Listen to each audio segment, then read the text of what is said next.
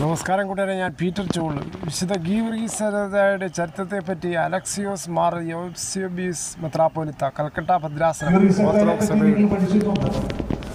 ക്രിസ്തുവർഷം 280 കപ്പദോക്യയിലെ, ഇന്നത്തെ ടർക്കിയിലെ കപ്പദോക്യ എന്ന് പറയുന്ന സ്ഥലത്ത് ജനിച്ച് വലിയ ധനികനായ ഒരു മിലിറ്ററി ഓഫീസറുടെ മകനായി, ധനികനായ ഒരു മിലിറ്ററി ഓഫീസറുടെ മകനായിട്ട് ഗീവർഗീസ് ജനിച്ചു. ജയോണ്ടിസ് എന്നാണ് അദ്ദേഹത്തിൻ്റെ അപ്പൻ്റെ പേര്, ജയോണ്ടിസ്. അദ്ദേഹം ഒരു മിലിറ്ററി ഓഫീസറായിരുന്നു, വലിയ ധനികനായ മനുഷ്യനായിരുന്നു. അമ്മയുടെ പേര് പോളിക്രോണിയ എന്ന അമ്മയുടെ പേര്. അമ്മ ഇസ്രായേൽ രാജ്യത്തിൽപ്പെട്ടതാണ്, അപ്പൻ ടർക്കിയുമാണ്. കപ്പദോക്യയിൽ ജനിച്ച് ഗീവർഗീസ് വളരെ ബാലനായിരുന്നപ്പോൾ തന്നെ അപ്പൻ മരിച്ചുപോയി. അമ്മ മകനെയും കൊണ്ട് തൻ്റെ സ്ഥലമായ ഇസ്രായേലിലെ മെഡിറ്ററേനിയൻ സീ കോസ്റ്റിലെ മെഡിറ്ററേനിയൻ കടലിന് തീരത്തുള്ള യോപ്പ പട്ടണം, തുറമുഖ പട്ടണം, അതിനടുത്തായിട്ടുള്ള ലിദ്ദ എന്ന് പറയുന്ന ഗ്രാമത്തിൽ അമ്മ മകനെയും കൊണ്ട് കപ്പദോക്യയിൽ നിന്നും തിരിച്ച് അവിടെ വന്ന് അപ്പൻ മരിച്ചപ്പോൾ അമ്മയുടെ സ്ഥലത്ത് നിന്ന് താമസിക്കുകയും എല്ലാ യുവാക്കന്മാരും നിർബന്ധിത സൈന്യ സേവനം ചെയ്യണമെന്നുള്ള റോമാ ചക്രവർത്തി ഡയക്ലീഷ്യന്റെ കൽപ്പനയനുസരിച്ച് റോമാ സാമ്രാജ്യത്തിന്റെ പട്ടാളക്കാരനായി മാറുകയും ചുരുങ്ങിയ സമയം കൊണ്ട് രാജാവിന്റെ ഏറ്റവും വിശ്വസ്തനായ സേനാധിപനായിട്ട് തൻ്റെ പ്രവർത്തനം കൊണ്ടും തൻ്റെ ജീവിത വിശുദ്ധി കൊണ്ടും സമർപ്പണം കൊണ്ടും അധ്വാനം കൊണ്ടും ഡയക്ലീഷ്യൻ ചക്രവർത്തിയുടെ ഏറ്റവും വിശ്വസ്തനായ ഭരണാധികാരിയായി, മിലിറ്ററി ഓഫീസറായിട്ട് മാറുകയും അങ്ങനെ രാജാവ് തൻ്റെ മറ്റ് രാജ്യങ്ങളുമായിട്ടുള്ള ബയലാറ്ററൽ കമ്മ്യൂണിക്കേഷൻസ് ഒക്കെ നടത്തേണ്ടി വരുമ്പോൾ ദൂതുമായി മറ്റ് രാജ്യങ്ങളിലെ ഭരണാധികാരികളുടെ അടുക്കിലേക്ക് അയക്കുവാൻ തക്കവണ്ണം വിശ്വസ്തനായി മാറുകയും ചെയ്ത മനുഷ്യനാണ് 23 വയസ്സുകാരനായ ഗീവർഗീസ്. അദ്ദേഹത്തിൻ്റെ റോമാ സാമ്രാജ്യത്തിൽ ഡയക്ലീഷ്യൻ ചക്രവർത്തിയുടെ അടുത്ത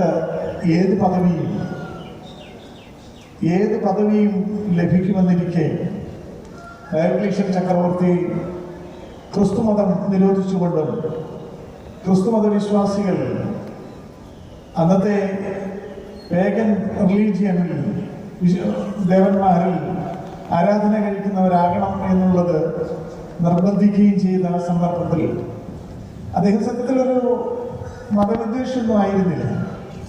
പക്ഷേ ഡയക്ലീഷ്യൻ ചക്രവർത്തി പിന്നീട് മതവിദ്വേഷിയായി മാറി. കാരണം ഒരൊറ്റ മതവിശ്വാസവും അത് രാജാവിൻ്റെ നിയന്ത്രണത്തിലുമാണെങ്കിൽ, ഒരു മതവും ദൈവവും മതവിശ്വാസവും അത് രാജാവിൻ്റെ നിയന്ത്രണത്തിലുമാണെങ്കിൽ ജനങ്ങളുടെ മുഴുവൻ സപ്പോർട്ടും തനിക്ക് കിട്ടുമെന്നും അങ്ങനെ ജനങ്ങളുടെ മേൽ എന്ത് നികുതിയും അടിച്ചേൽപ്പിക്കാമെന്നും ജനങ്ങളുടെ മുഴുവൻ സപ്പോർട്ടോടുകൂടി ജനത്തിൻ്റെ പ്രീതി സമ്പാദിച്ച് ഭരണം നടത്താമെന്നും എന്നുള്ള ഒരു ചിന്ത അതെന്നും ഭരണകർത്താക്കൾക്ക് ഇന്നും പ്രത്യേകിച്ച് നമ്മുടെ രാജ്യത്തിൽ കൊണ്ട് ഒരു മതവിശ്വാസവും അതിനെ ഗവൺമെന്റ് നിയന്ത്രിക്കുന്ന മതവുമായിരിക്കണമെന്ന് ചിന്തിക്കുന്ന ഒരു സാഹചര്യം, ഒരു പൊളിറ്റിക്കൽ സിറ്റുവേഷൻ, ആ ഒരു പൊളിറ്റിക്സാണ് ഡയക്ലീഷ്യൻ ചക്രവർത്തി ഉപയോഗിച്ചത്. അങ്ങനെ ഒരൊറ്റ മതം, തൻ്റെ നിയന്ത്രണത്തിലുള്ള ഒരു മതം, ആ ദൈവത്തിൽ വിശ്വസിക്കുന്ന മനുഷ്യർ, അങ്ങനെ ആ മനുഷ്യരുടെ മതവിശ്വാസത്തെയും സാമൂഹ്യ ബോധത്തെയും എല്ലാം തൻ്റെ പരിധിക്കുള്ളിലാക്കി ജനത്തെ തൻ്റെ കൺട്രോളിനുള്ളിൽ നിയന്ത്രിച്ചു കൊണ്ടുവരാനുള്ള ഡയക്ലീഷ്യൻ ചക്രവർത്തിയുടെ കുതന്ത്രത്തിൻ്റെ ഭാഗമായിട്ടാണ് ഒരു കാലത്ത് അദ്ദേഹം ഇതിന് വിരോധമില്ലാതിരുന്ന ക്രിസ്തുമതം തനിക്ക് വിരോധമുള്ള, തനിക്ക് അപ്രീതി കിട്ടുന്ന മതമായി മാറിയത്. ഡയക്ലീഷ്യൻ ചക്രവർത്തിയുടെ ഏറ്റവും വിശ്വസ്തനായ ഭടനായിരുന്ന ഗീവർഗീസ് ചക്രവർത്തിയുടെ മുഖത്ത് നോക്കി പറഞ്ഞു, എൻ്റെ അമ്മ എന്നെ വളർത്തിയ സത്യവിശ്വാസം വിട്ട് മറ്റൊന്നിലേക്ക് തിരിയുവാനോ ആ ദൈവത്തെ അല്ലാതെ വേറൊന്നിനെ ആരാധിക്കുവാനോ സാധ്യമല്ല. അങ്ങ് ചെയ്ത ഈ പ്രവൃത്തി തെറ്റാണ് എന്ന് പറഞ്ഞു. എന്തുകൊണ്ട് പറഞ്ഞു? പറഞ്ഞതിൻ്റെ കാരണം ക്രിസ്തു തന്നെ കാണുന്നു, തന്നോട് കൂടെ ഉണ്ട്, ക്രിസ്തുവിൻ്റെ സാന്നിധ്യം തന്നോടുകൂടെ തന്നെ നിയന്ത്രിക്കുന്നു എന്നുള്ള ബോധ്യം. അതാണ് ഞാൻ ഇപ്പോൾ പറഞ്ഞത്. എമാവൂസ് കഥയിൽ രണ്ട് വ്യക്തികൾക്ക് ക്രിസ്തു സാന്നിധ്യം അനുഭവിക്കുവാനിടയായ ആ അനുഭവത്തിൽ അവർ യേശു ക്രിസ്തുവിനെ മനസ്സിലാക്കുകയും യെരുശലേമിൽ നിന്ന് തിരികെ എമാവൂസിൽ തൻ്റെ ഗ്രാമത്തിൽ ചെന്ന് ഇനി ശിഷ്ടായുസ് കഴിക്കാം എന്ന് തീരുമാനിച്ചിട്ട് ക്രിസ്തു സാന്നിധ്യം അവർ അനുഭവിച്ചപ്പോൾ അവർ വീണ്ടും അന്ന് തന്നെ രാത്രിയിൽ യെരുശലേമിലേക്ക് തിരികെ പോവുകയും ശിഷ്യന്മാരോട് ഈ നടന്ന സംഭവങ്ങളൊക്കെ പറയുകയും ക്രിസ്തു വിശ്വാസത്തിൻ്റെ വലിയ സാക്ഷികളായി ആ വലിയ സമൂഹത്തിൻ്റെ ഭാഗമാവുകയും ചെയ്തു എന്നുള്ളത്. അങ്ങനെ ക്രിസ്തുവിന് ശേഷവും നൂറ്റാണ്ടുകൾക്ക് ശേഷം യേശു ക്രിസ്തുവിന്റെ സജീവ സാന്നിധ്യം തന്നോട് കൂടെയുണ്ട് എന്നുള്ള ബോധ്യത്തിൽ ഗീവർഗീസ് സഹദാ ജീവിച്ചു എന്നുള്ളതാണ് അന്ന് അദ്ദേഹത്തെ അനശ്വരനാക്കിയിരിക്കുന്നത്. ഇന്ന് 2023 വർഷങ്ങൾക്ക് ശേഷം, ഇത്രയും വർഷങ്ങൾക്ക് ശേഷം, അല്ലെങ്കിൽ 2023 വർഷങ്ങൾക്ക് ശേഷം ഇന്നിവിടെ ഈ നെടുമ്പായിക്കുളത്ത് അദ്ദേഹത്തിന്റെ പെരുന്നാളിൽ സംബന്ധിക്കുവാനായിട്ട് ഇത്രയും മനുഷ്യർ ഒന്നിച്ചു കൂടിയിരിക്കുമ്പോൾ ഒന്ന് ആലോചിച്ച് നോക്കിയേ. 23 വയസ്സുകാരനായ ഒരു യുവാവ്, വെറും 23 വയസ്സുകാരനായ ഒരു യുവാവ് അദ്ദേഹത്തിന്റെ ജീവിത സാക്ഷ്യവും വിശ്വാസ തീഷ്ണതയും എത്രമാത്രം ശ്രേഷ്ഠമായിരുന്നു എന്നുള്ളത് നിങ്ങളോട് ഞാൻ ചോദിച്ചാൽ നിങ്ങളുടെ ഗ്രേറ്റ് ഗ്രാൻഡ് ഫാദറിന്റെ പേര് നിങ്ങൾ പറയുമായിരിക്കും. വല്യപ്പന്റെ പേര്, അല്ലെങ്കിൽ വലിയ വല്യപ്പന്റെ പേര് പറയും, അല്ലെങ്കിൽ വലിയ വല്യമ്മയുടെ പേര് പറയും. അതിന് മുമ്പുള്ള ഒരു പേര് നിങ്ങൾ ഓർക്കുമോ? ഓർക്കത്തില്ലെന്ന് നമുക്ക് ഓർമ്മയുണ്ടാകില്ല. നമ്മുടെ ഒരു 3 തലമുറയ്ക്ക് മുമ്പുള്ള നമ്മുടെ പിതാമഹന്മാരുടെ പേരുകൾ നമ്മുടെ ഓർമ്മയിൽ വരികയില്ല.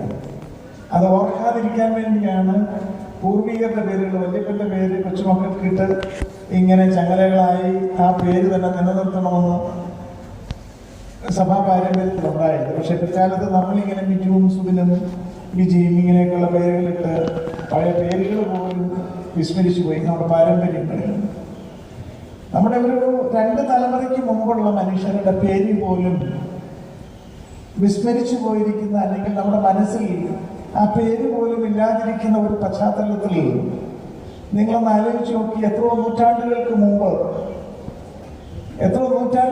മുമ്പ് ജീവിച്ചിരുന്ന 23 വയസ്സുകാരനായ ഒരു മനുഷ്യൻ, അദ്ദേഹം ഒരു മെത്രാപ്പൊലീത്തയോ വൈദികനോ ഷമ്മാശനോ ആരുമല്ലാതിരുന്ന ഒരു മിലിറ്ററിക്കാരൻ ഇന്ന് അദ്ദേഹത്തിൻ്റെ പേരും അദ്ദേഹത്തിൻ്റെ ജീവിതവും അദ്ദേഹത്തിൻ്റെ മാതാപിതാക്കളുടെ പേരും ഒക്കെ ഓർക്കാൻ തക്കവണ്ണം ഇടയായി തീർന്നത് ക്രിസ്തു തന്നോടുകൂടെ ഉണ്ട് എന്നുള്ള ബോധ്യത്തിൽ അദ്ദേഹം ജീവിച്ചിരുന്നു എന്നുള്ളതാണ്. കർത്താവിൽ വാത്സല്യമുള്ളവരെ, എമാവൂസ് സ്റ്റോറിയും ഗീവർഗീസ് സഹദായും എല്ലാം നമ്മെ ബോധ്യപ്പെടുത്തുന്ന ചിന്ത എന്ന് പറയുന്നത് ക്രിസ്തു നമ്മോടുകൂടെ ജീവിക്കുന്നു, നമ്മെ കാണുന്നു, നമ്മെ മനസ്സിലാക്കുന്നു, നമ്മുടെ ജീവിതത്തിൽ ഇടപെടുന്നു എന്നുള്ളൊരു ബോധത്തിൽ ജീവിക്കുവാനുള്ള ആഹ്വാനമാണ്. അത് വിസ്മരിച്ചുകൊണ്ടുള്ള ജീവിതമാണ് പലപ്പോഴും നമ്മൾ നടത്തുന്നത്. ആരും നമ്മെ കാണുന്നില്ലല്ലോ, ആരെങ്കിലും കാണുന്നില്ലല്ലോ എന്നുള്ള ധൈര്യത്തിൽ ജീവിതത്തിൽ പല തിന്മ പ്രവൃത്തികൾക്കും വശമതനായി നാം പോകുമ്പോൾ ക്രിസ്തു നമ്മുടെ കൂടെ ഉണ്ട് എന്നുള്ളത്. നമ്മോട് ചേർന്ന് നടന്നു എമാവൂസ് സ്റ്റോറി പറഞ്ഞിരിക്കുന്നത്. അവൻ അവരോട് ചേർന്ന് നടന്നു, അവൻ നമ്മോട് ചേർന്ന് നടക്കുന്നുള്ളവനാണ് ക്രിസ്തു എന്നുള്ളത്. ആ ബോധ്യത്തിൽ ഗീവർഗീസ് സഹദാ ജീവിച്ചത് കൊണ്ടാണ് ചക്രവർത്തിയുടെ നേരെ ശക്തമായിട്ട് സംസാരിക്കാൻ അദ്ദേഹത്തിന് സാധിച്ചത്. അദ്ദേഹത്തിൻ്റെ ഖബറ് ഈ ഇന്നത്തെ ഇസ്രായേലിലെ ലിദ എന്ന് പറയുന്ന സ്ഥലത്തുണ്ട്. അദ്ദേഹത്തിൻ്റെ ഖബർ അവിടെയുണ്ട്. നിങ്ങൾക്കറിയാമോ, 4-ാം നൂറ്റാണ്ടിൽ അദ്ദേഹം 303 മരിച്ചത്. ക്രിസ്തുവർഷം 303 എന്ന് പറഞ്ഞാൽ 4-ാം നൂറ്റാണ്ടിൻ്റെ തുടക്കത്തിൽ മരിച്ചത്. അത് കഴിഞ്ഞ് കോൺസ്റ്റന്റൈൻ ചക്രവർത്തിയുടെ സമയത്ത് തന്നെ, അല്ലെങ്കിൽ അദ്ദേഹം ജീവിച്ചിരുന്ന ആ നൂറ്റാണ്ടിൽ തന്നെ, ആ കാലഘട്ടത്തിൽ തന്നെ ആ ഖബറ്, അദ്ദേഹം ഗീവർഗീസ് സഹദാ ഖബറടങ്ങിയ സ്ഥലത്ത് ദേവാലയം ഉണ്ടായി. എന്ന് പറഞ്ഞാൽ ആ കാലഘട്ടത്തിലെ മനുഷ്യർ തന്നെ അദ്ദേഹത്തെ വിശുദ്ധനായി കണ്ടു എന്നുള്ളതാണ്. അദ്ദേഹം മരിച്ച കാലഘട്ടത്തിലെ മനുഷ്യർ തന്നെ അദ്ദേഹത്തെ വിശുദ്ധനായി കണ്ടു. കോൺസ്റ്റന്റൈൻ ചക്രവർത്തിയുടെ സമയത്ത് തന്നെ അവിടെ ദേവാലയം ഉണ്ടായി. 4-ാം നൂറ്റാണ്ടിൽ ഗീവർഗീസ് സഹദാ ജീവിച്ചിരുന്ന സ്ഥലത്ത്, മരിച്ച സ്ഥലത്ത് അവിടെ ദേവാലയം ഉണ്ടായി. അത് പക്ഷേ 7-ാം നൂറ്റാണ്ടിൽ ഇസ്ലാമിക് ഇൻവേഷൻ നടന്ന സന്ദർഭത്തിൽ അത് തകർക്കപ്പെട്ടു. അത് മുസ്ലിം ദേവാലയമായി മാറി. അത് പിന്നീട് 12-ാം നൂറ്റാണ്ടിൽ കുരിശുയുദ്ധങ്ങളുടെ സമയത്ത് ഗീവർഗീസ് സഹദായുടെ ഖബറ് തിരിച്ചു പിടിക്കുകയും അവിടെ ഒരു ഓർത്തഡോക്സ് ദേവാലയം, ഗ്രീക്ക് ഓർത്തഡോക്സ് സഭയുടെ ദേവാലയം ഉണ്ടാവുകയും ചെയ്തു. ഇന്ന് നിങ്ങൾ ഇസ്രായേലിൽ പോയാൽ ടെലവീവ് വഴി ലിദായിൽ ചെന്നാൽ അദ്ദേഹത്തിൻ്റെ ദേവാലയം അവിടെയുണ്ട്. ഗ്രീക്ക് ഓർത്തഡോക്സ് സഭയുടെ കൂടെയുള്ള അധീനതയിലുള്ള ദേവാലയം. ഇതിൻ്റെ പകുതി പോലും ഇല്ലാത്ത ഒരു കൊച്ചു ദേവാലയം. അതിൻ്റെ ഫ്രണ്ട് റോഡിൽ കൂടെ ഇറങ്ങി കയറി നമ്മൾ മുമ്പോട്ട് അകത്ത് കയറി കഴിഞ്ഞ് സ്റ്റെപ്പ് ഇറങ്ങി ബേസ്മെൻറ്റിൽ ചെല്ലുമ്പോൾ ഗീവർഗീസ് സഹദായുടെ ഖബർ അവിടെയുണ്ട്.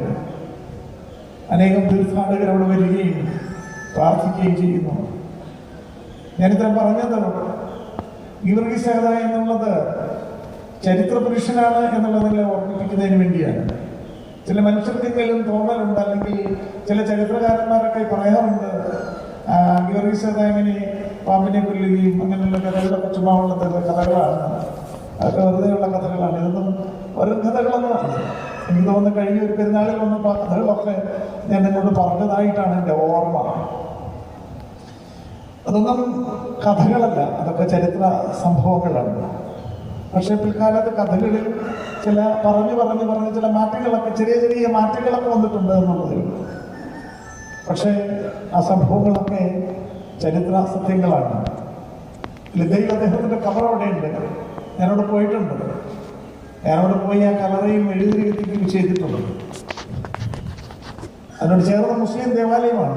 തൊട്ട് അടുത്ത ഭിത്തി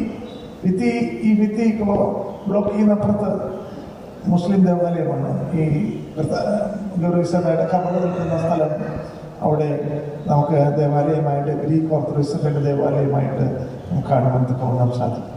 കർത്താവ് വാത്സല്യമുള്ളവരെ, ഞാനെൻ്റെ വാക്കുകൾ ചുരുക്കട്ടെ. ക്രിസ്തു തന്നോട് കൂടെ ഉണ്ട് എന്നുള്ള ബോധ്യത്തിൽ ജീവിച്ച് 23 വയസ്സിൽ ലോകശ്രദ്ധയെ തന്നിലേക്ക് കൊണ്ടുവരുവാൻ തക്കവണ്ണം സാധിച്ച യുവാവായ ഗീവർഗീസിൻ്റെ പെരുന്നാൾ ലോകമൊക്കെയും ആദരിക്കുകയാണ്. നമുക്കറിയാമോ, ഈ ഓർത്തഡോക്സ് സഭ മാത്രമല്ല, എല്ലാ സഭകളും ഗീവർഗീസ് സഹദായുടെ പെരുന്നാൾ കൊണ്ടാടുന്നു, ഗീവർഗീസ് സഹദായെ സ്മരിക്കുന്നു. വിശുദ്ധന്മാരൊന്നും ഇല്ല എന്ന് പറയുന്ന സഭകൾ പോലും. നിങ്ങൾക്കറിയാമോ, ഇംഗ്ലണ്ട് അതിൻ്റെ ഔദ്യോഗിക മതം ആംഗ്ലിക്കൻ സഭയാണ്. ഇംഗ്ലണ്ടിൻ്റെ ഔദ്യോഗിക മതം ആംഗ്ലിക്കൻ സഭയാണ്. ആംഗ്ലിക്കൻ സഭ എന്ന് പറഞ്ഞാൽ നമ്മുടെ ഇവിടെ CSI സഭ പോലുള്ള സഭകൾ. അവരുടെ പ്രത്യേകത എന്താണെന്ന് നിങ്ങൾക്കറിയാമോ? വിശുദ്ധന്മാരൊന്നുമില്ല. യേശു ഏക മധ്യസ്ഥനാണ്. വിശുദ്ധന്മാരാരുമില്ല. അങ്ങനെ വിശുദ്ധന്മാരാരുമില്ല എന്ന് പഠിപ്പിക്കുന്ന ആ വിശ്വാസം, ഔദ്യോഗികമായിട്ടുള്ള ആ വിശ്വാസം ഉള്ള ആംഗ്ലിക്കൻ സഭ, അതിൻ്റെ ഔദ്യോഗിക മതമായിരിക്കുന്ന ഇംഗ്ലണ്ട്, ഈ വിശ്വാസം ഔദ്യോഗിക മതം, ആംഗ്ലിക്കൻ സഭ ഔദ്യോഗിക മതമായിരിക്കുന്ന ഇംഗ്ലണ്ട്, ആ രാജ്യത്തിൻ്റെ കാവൽ പിതാവായിട്ട് രാജ്യം ഔദ്യോഗികമായിട്ട് ഡിക്ലെയർ ചെയ്തിരിക്കുന്നത് ഗീവർഗീസ് ഹൃദയാണ്. അതാണ് പ്രത്യേകത.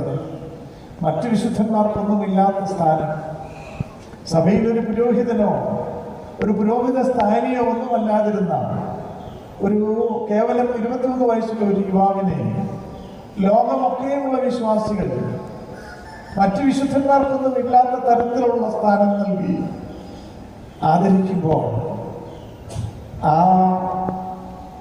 മനുഷ്യൻ, ആ യുവാവ് എത്രമാത്രം തീഷ്ണതയോടെ ക്രിസ്തു സാന്നിധ്യം അനുഭവിച്ച് ജനത്തെ ആ സാന്നിധ്യത്തെ ബോധ്യപ്പെടുത്തി എന്നുള്ളതാണ് നാം മനസ്സിലാക്കേണ്ടത്.